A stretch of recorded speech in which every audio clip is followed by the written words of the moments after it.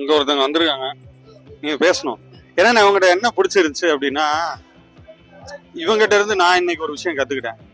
ஏன்னா நான் தயங்காம போய் ஒருத்தங்கிட்ட கேட்டாங்க, இந்த பூ பேர் என்ன. நம்ம ஒன்ஸ் வளர்ந்துட்டோம்னா நம்மளுக்குள்ள ஒரு ஈகோ இருக்கும்.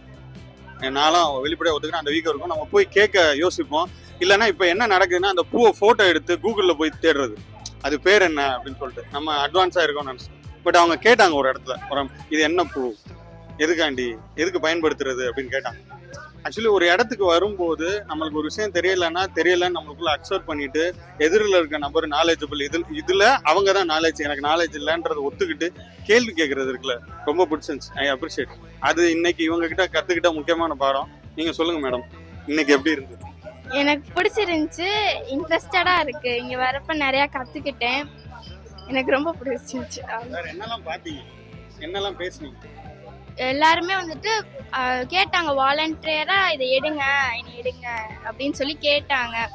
எனக்கு வந்துட்டு நிறைய சப்போர்ட் பண்ணாங்க இதை எடுக்கிறதுக்கு. எனக்கு ரொம்ப பிடிச்சிருந்துச்சு. ஏன் எடுக்கிறீங்க, என்ன ஏதுன்னு கேட்டாங்களா? நீங்க என்ன பதில் சொன்னீங்க? நாங்க ட்ரைனிங்க்கு வந்திருக்கோம் அப்படின்னு சொல்லியிருந்தேன்.